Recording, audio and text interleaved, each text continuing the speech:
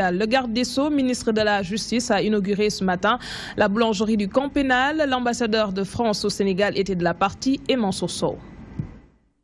La plaque dévoilée, le camp pénal étrenne sa boulangerie de la réinsertion. Un joyau qui va fournir quotidiennement du pain aux 8 établissements pénitentiaires de Dakar. Mais au-delà, sa construction et sa dénomination participent à une volonté de réinsertion des détenus, une fois élargie des liens de la détention. La réinsertion après la répression, qui est la privation de la liberté, prépare à la dignité. Vous avez vu qu'il était là, sur le message qui est sorti, qui est un message qui s'adresse à ce qui se passe, donc à la vie, à tout ce qui se passe, qui passe devant cette prison. Privés de liberté, mais ayant leur dignité. Ce qui voulait dire que la dignité doit être quelque chose à préserver en prison. Il y a des éléments de préservation de cette dignité. C'est de permettre aux détenus d'avoir des activités. Cette boulangerie, dite de la réinsertion, a été portée sur les fonds baptismaux grâce à un partenariat tripartite. Gouvernement du Sénégal, coopération française et la Fondation Osiwa. L'État du Sénégal a construit et équipé en partie cette unité de production. La coopération française et la Fondation Osiwa ont financé l'autre partie en équipement. La coopération française et Osiwa ont offert de vous accompagner, convaincus de sa pertinence et de son impact certain sur la qualité de la détention et dans la préparation à la réinsertion. C'est le lieu pour moi de souligner l'immense contribution de la coopération française dans la réalisation de ce projet. Ce projet s'inscrit dans le cadre d'un projet plus large, le MOJUSEN, pour la modernisation de la justice sénégalaise.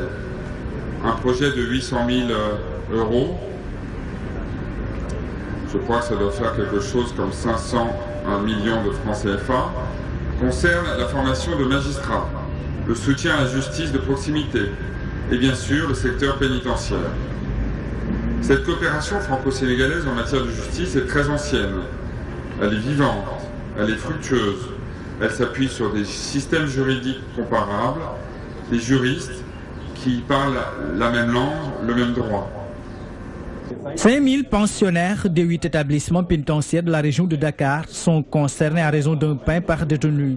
La boulangerie de la réinsertion va permettre de former les détenus au métier de la boulangerie afin de faciliter leur réinsertion une fois sortis de prison. Déjà, 14 détenus y sont employés. Mansour Sow, le ministre de la Justice, coupe court à la rumeur selon laquelle il y aurait eu d'autres morts lors de la mutinerie de Rebeuss et une éventuelle évasion de détenus ce jour-là. Maître Sidiki Kaba martèle que ce n'est que de l'affabulation. Le garde des Sceaux estime que la personne qui a été citée dans cette affaire, Pape Seck, a été arrêté à Touba avant d'être arrêté à Touba, puis il a disparu 5 jours avant les événements de Rebeuss, suivant les éclairages du ministre de la Justice. Il n'y a pas d'autres morts. Il y a des gens qui ont intérêt à continuellement chauffer les prisons. À quelle fin? Il ne faudrait pas jouer à cela. Il s'agit des personnes qui y sont, il s'agit des dignités humaines. Et on a dit qu'il y a une personne qui a été arrêtée, Pape Seck. Ce jour, il n'y a pas eu le 20 passé, il n'y a pas eu d'évasion. Cette personne a disparu 5 jours plus tard et vous voyez l'efficacité de notre police. 13 millions de personnes, on l'a localisé, on l'a ramené comme Boy Guinée au niveau de sa cellule. Tous ceux qui sont là, à l'appel, répondent. Alors le reste, ce n'est que de la désinformation. Le chapitre politique, plainte de Franck Timis contre l'opposition. La réplique ne s'est pas fait attendre. La coalition Manko Wattu Sénégal a décidé de poursuivre le PDG de Timis Corporation. Toutefois, elle émet des réserves sur la refonte du fichier électoral et le processus électoral. L'opposition accuse le chef de l'État d'avoir violé les textes. Selon elle, il s'est inscrit dans une commission administrative. Aucun parti de l'opposition n'a de siège. Fat Bintou Diagne a assisté à la rencontre. La réponse de l'opposition sur la plainte de Franck Timis ne s'est pas fait attendre. Le mouvement Wattu Sénégal va porter plainte à son tour contre le patron de Timis Corporation. La première concerne la décision que nous avons prise de répondre aux 2 interviews de M. Franck Timis, mais également sur le processus de notre plainte que nous avions déjà annoncée. Cette plainte, c'est de la poussière. Ça, on l'a déjà dit. Ngelaw rek la ñu yàlla mais ngelaw intéressé wuñu li ñu intéressé mooy Sénégal te daal di joxal réew mi mu jaar ci yoon bu ne xel. Selon le numéro 2 du PDS, le chef de l'État a violé les textes en s'inscrivant dans une commission administrative où aucun parti de l'opposition n'a de siège. Nous ne comprenons pas que Macky Sall se soit inscrit à la commission dite administrative. Donc eux-mêmes, après avoir établi les règles, eux-mêmes, ils sont en train de faire autre chose. Nous, notre parti, et aucun parti du Front n'était présent à la commission administrative dans laquelle Macky Sall se serait inscrit. Et sur la marche du 14 octobre, Wattu Sénégal demande au gouvernement de prendre sa responsabilité et d'encadrer la manifestation. Après leurs aînés, les jeunes de la coalition Manko Wattu Sénégal donnent le temps. Ils sonnent la mobilisation en vue de la marche du 14 octobre prochain. Ces jeunes de l'opposition soutiennent qu'ils ne toléreront plus la confiscation des libertés par le régime en place.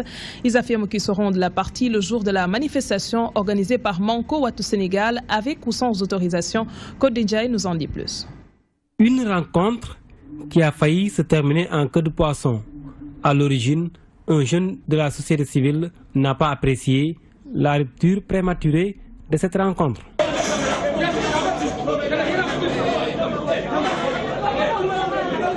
Auparavant, ces jeunes de l'opposition ont sonné la mobilisation pour la marche du 14 octobre prochain. La dynastie Faisal, en complicité avec des grands bandits, des bandits de grands chemins comme Franck Timis, puis sans vergogne nos ressources publiques. C'est la raison pour laquelle la jeunesse du Front pour la défense du Sénégal, Manko Wattu Sénégal, compte jouer pleinement sa partition en répondant massivement à l'appel historique du 14 octobre, le vendredi à venir, qui sera le début du processus qui mettra le dictateur et ses ouailles hors d'état de nuire. Déthié Diouf et ses camarades avertissent les autorités contre toute interdiction de cette manifestation. La jeunesse du Front met en garde Macky Sall et son régime contre toute tentative d'interdiction ou de sabotage. Le droit de manifester est inscrit dans la Constitution. Selon ces jeunes, le chef de l'État Macky Sall et son régime ont anéanti les libertés publiques depuis leur accession à la magistrature suprême. Ils lancent un appel pour, disent-ils, sauver la démocratie. Affaire Petrotim, la Cogère annonce une plainte contre le leader du grand parti. Plainte pour répondre à celle déposée par Malick Gakou contre leur camarade Ndiaw Fall. Les jeunes républicains entendent se constituer partie civile afin que Malick Gakou apporte les preuves de ce qu'il qualifie de ridicule accusation de 600 milliards que Aliou Sall aurait fait perdre à notre pays.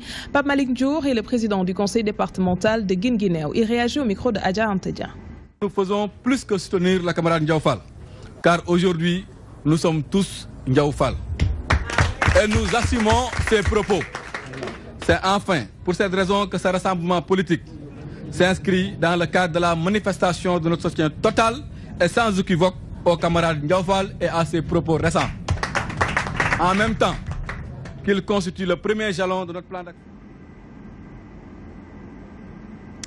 Nous nous excusons pour cet élément ressources gazières et pétrolières au Sénégal, un débat qui tient en haleine depuis quelque temps la population. Si certains approuvent l'intérêt de soulever un tel débat, d'autres sont convaincus que c'est de la pure diversion. Les leaders politiques, pour leur part, s'en donnent à cœur joie. La bataille de communication semble rude. Le sujet est signé Ibrahim Fall. L'affaire Petrotim pollue l'atmosphère depuis quelques semaines. Des accusations de part et d'autre. Intérêt politique ou national, à chacun sa conviction, une situation diversement appréciée par ces Sénégalais. C'est un sujet où il faut rester humble et rester modeste parce que souvent on ne connaît pas le problème. On n'est pas un professionnel, on n'est pas un expert. Sans prendre parti, bon, le Premier ministre a parlé, le propriétaire lui-même a parlé, il a dit qu'Aliou Sall n'est que son employé, ce qui a choqué certains d'ailleurs. Donc je crois que jusqu'à preuve du contraire, on peut faire confiance à cela. Il y a des secteurs un peu spécialisés. Donc il est important que des gens du milieu puissent aussi s'imprégner, n'est-ce pas, en fait, pour défendre un peu les intérêts du Sénégal. Faudrait-il soulever le débat pétrolier au Sénégal? Le problème du pétrole, ce n'est pas un problème simple. Il faut être un expert ou un professionnel pour comprendre les tenants et les aboutissants. Mais au Sénégal, nous avons l'habitude de parler de tout, même des problèmes que l'on ignore. S'il y a du pétrole ou n'importe quel autre bien, n'est-ce pas, qui appartient au Sénégal, il est quand même important que les acteurs de quelque bord qu'ils puissent être, puissent aussi se prononcer. N'est-ce pas? Bon, ça participe un peu de la démocratie. C'est de la pure distraction du tintamarre. Ils sont en train de nous envahir par les propos. C'est de la diversion, c'est tout. Après les sorties fracassantes de l'opposition sénégalaise, Franck Timis a mis sa menace à exécution suite à la plainte déposée ce lundi. Pour défaut de patriotisme, le Front du justiciable s'invite dans la lutte. Il décide de porter plainte contre Maître El Hadji Diouf pour défaut de patriotisme. Débat qui ne laisse pas indifférents les Sénégalais. Je vous l'annonçais en début d'édition, lancement ce matin de la deuxième phase du projet d'amélioration de la productivité du riz dans les aménagements hydro-agricoles de la vallée du fleuve Sénégal. Le PAPRI 2 permettra d'améliorer la production et la qualité du riz et rendre le riz local plus compétitif. La réalisation de ce projet aura un impact réel sur la production du riz au Sénégal. Le directeur de cabinet du ministère de l'Agriculture et de l'Équipement rural s'est réjoui des résultats enregistrés grâce au PAPRI 2, nous dit Ousmane Ba. Pour la mise en œuvre du projet d'amélioration de la productivité du riz dans les aménagements hydro-agricoles de la vallée du fleuve Sénégal, le ministère de l'Agriculture et de l'Équipement rural à travers la SAED et la ZICA vient d'officialiser le lancement de ce projet. Nous venons de lancer la deuxième phase du projet communément appelé PAPRI, donc la phase 2 de PAPRI, qui fait suite à une première phase qui a réalisé énormément de choses, qui a beaucoup contribué aujourd'hui à ce que nous sommes en train de valoriser en termes de pas de marche vers l'autosuffisance en riz. Le gouvernement du Japon a financé un deuxième projet dans le bassin arachidier qui a transféré un certain nombre de technologies réalisées, acquises au niveau de la vallée du fleuve Sénégal, dans le bassin arachidier, notamment à Kaolack et à Fatick. Selon le représentant, la ZICA a réitéré sa volonté de soutenir ce programme. L'année prochaine, c'est-à-dire 2017, et nous allons renforcer la coopération japonaise pour l'agriculture et surtout production du riz et puis commercialisation du riz. Ça sera très important. Toutefois, le directeur confie que la SAED va travailler sur la mécanisation du riz dans le secteur agricole. Nous allons beaucoup travailler pour le renforcement des capacités des acteurs qui s'occupent des machines, mais aussi nous allons renforcer les capacités des techniciens aussi. Nous avons déjà commencé une première vague avant même le lancement pour former nos techniciens sur les technologies nouvelles en matière de machinerie agricole. Ce nouveau projet est l'un des principaux piliers du programme d'assistance de la ZICA pour la filière riz au Sénégal. Il s'inscrit dans la dynamique de soutien aux objectifs d'atteinte à la sécurité alimentaire conformément aux orientations contenues dans le programme Sénégal émergent. Le PSE vise à faire du secteur agricole le levier du développement du Sénégal.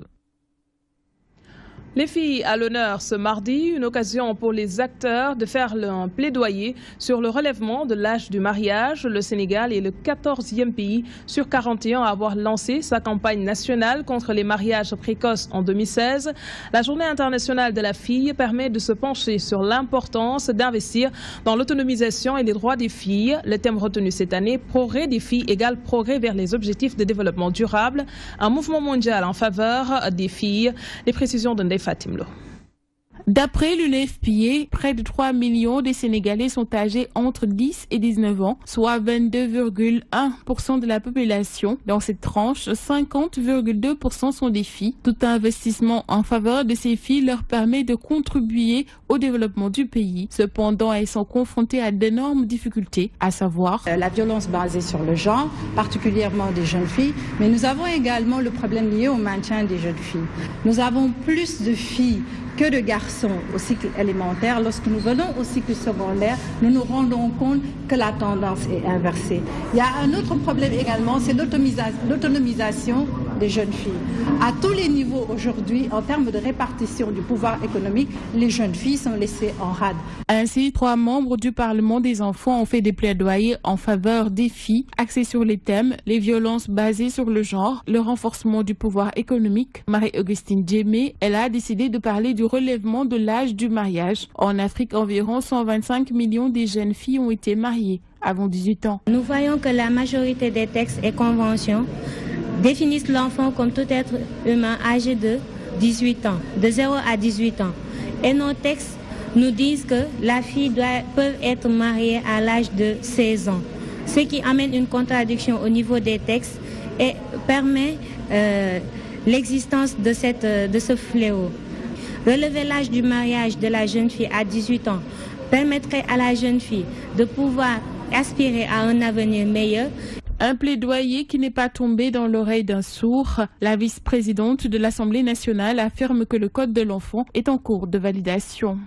Le Sénégal a ratifié beaucoup de conventions.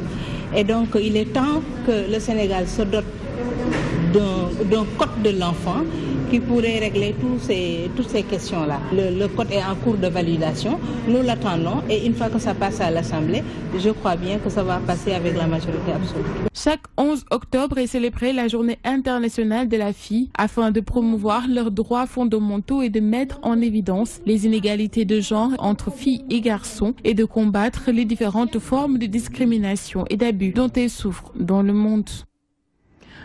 Direction Saint-Louis, 46 nouveaux minibus Tata viennent d'être mis en circulation. Grâce aux études, ce lot vient renforcer les 50 minibus intégrés dans le circuit lors de la première phase. Ces moyens de transport vont créer 200 nouveaux emplois. Le secrétaire général du ministère des Transports terrestres revient ici sur les avantages que vont générer ces nouveaux minibus. Aubin Jules Sagna est au micro de Gambi Diagne. Nous avons aujourd'hui remis un lot de 46 véhicules. Ici pour la commune de Saint-Louis. Je voudrais rappeler que c'est une deuxième phase, parce que dans une première phase, nous avons remis déjà 50 véhicules qui aujourd'hui sont en circulation. Ces 46 véhicules viennent renforcer les 5 lignes qui existent actuellement à Saint-Louis. Mais aussi, ils permettent de créer 2 nouvelles lignes qui vont desservir les quartiers à partir du centre, qui vont desservir les quartiers de Pikine, de Ngalel et de Cité-Niakh. Et une deuxième ligne qui va aller sur Médina Course. C'est dire donc que ce que le chef de l'État appelle de tous ses vœux, le programme qu'il a décidé de mettre en place et que l'État finance, ce programme de renouvellement du parc de transport urbain et interurbain est véritablement en œuvre dans la commune de Saint-Louis. Intéressons-nous à présent à la célébration ce mardi du 10e jour de l'an musulman. Au Sénégal, il est de coutume de consommer le soir du couscous à base de mil accompagné d'une sauce. Certaines femmes rivalisent d'astuces pour présenter un repas digne de ce nom le soir de la fête. Cependant, beaucoup peinent à préparer le fameux couscous. Certains estiment que ce sont les parents qui ne leur ont pas transmis les rudiments de la bonne cuisine. Reportage Abigail. Le couscous, plat préféré des Sénégalais pour l'Achoura. Pourtant, beaucoup de Dakaroises ne savent pas le préparer. Je ne sais pas comment préparer le couscous. Donc je passe des commandes, puis je prépare moi-même l'assaisonnement et la sauce. Ces dernières indexent les parents qui n'apprennent pas à leurs filles le mode de préparation du couscous.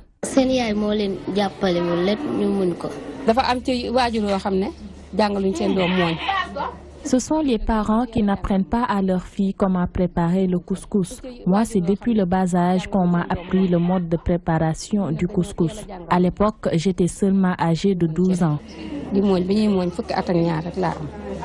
Cette famille est l'exception qui confirme la règle. Ici, la préparation du couscous s'apprend dès le bas âge. Je sais préparer le couscous et mes filles également savent le préparer. Hier, à pareille heure, on s'activait dans la confection du couscous.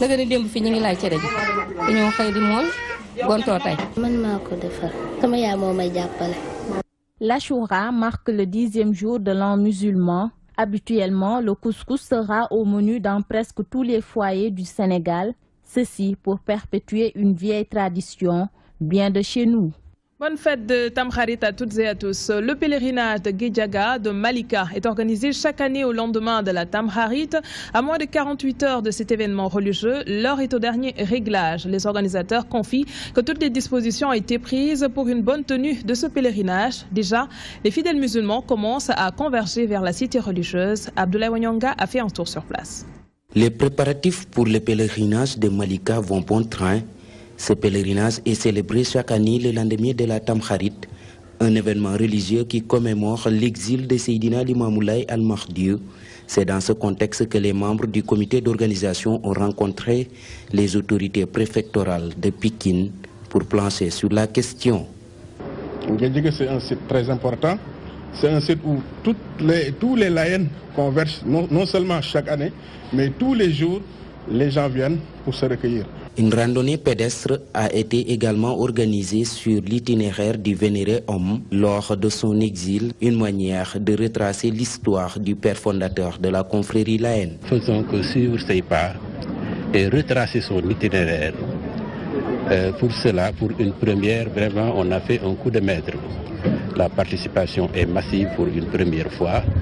C'est l'occasion aussi de dire que ce n'est pas une promenade. Toutes les dispositions ont été prises pour un bon déroulement du pèlerinage et également un important dispositif sécuritaire sera déployé sur les lieux. Nous allons assurer un suivi par rapport aux engagements qui ont été pris et que pour une bonne organisation de l'événement. La cité religieuse de Malika accueille chaque année des pèlerins, ce depuis que le père fondateur de la confrérie laïenne y avait effectué un exil. Les fidèles se préparent pour prendre part à cet important événement religieux du département de Pékin. Première édition d'action de solidarité du mouvement Onde des Phares envers les populations de la Médina. Ses membres ont profité de la célébration de l'Achoura pour venir en aide à 300 familles défavorisées. L'initiative vise à les ravitailler en viande. Le mouvement s'active par ailleurs dans la formation de jeunes dans différents métiers. Voici Saloum Ndiaye, le président du mouvement Onde des Phares, au micro de Abigail. Cette première action est une première par rapport à beaucoup d'actions qu'on a mises en place, surtout la formation des jeunes et l'insertion aussi des femmes, des actions de solidarité communautaire, ce qui justifie aujourd'hui que dans le cadre de la célébration de la Tamkharit, nous avons acheté des bœufs pour pouvoir aider les familles les plus démunies. Aujourd'hui, avec cette première action, nous avons touché à peu près 300 familles qui étaient dans le besoin et qui aujourd'hui ont pu au moins avoir une charge en moins par rapport aux dépenses liées à cette activité religieuse. C'est un mouvement qui se veut national, mais comme la base était la Médina, les premières actions seront effectuées à la Médina en termes d'insertion. Il y a des programmes d'insertion qui sont en cours. D'ici décembre, il y aura au moins 50 jeunes qui seront formés sur les métiers de la réparation de téléphonie mobile, sur les métiers de la blanchisserie et sur la restauration rapide. Et c'est la fin de ce journal. Merci de l'avoir suivi. 20h30, vous aurez BBC Info. Passez d'excellents moments en compagnie de nos programmes et bonne fête à toutes et à tous.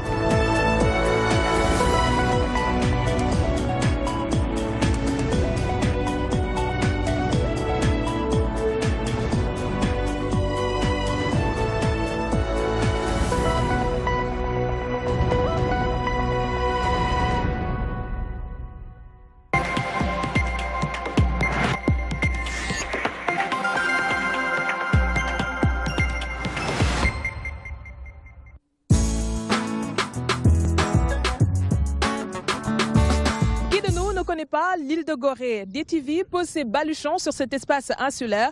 Nous allons faire découvrir d'autres facettes de cette île. Ce sera 48 heures non-stop. L'information en temps réel, ce sera ici.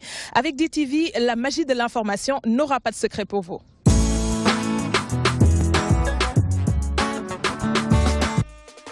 Cette semaine dans Coke Studio Africa.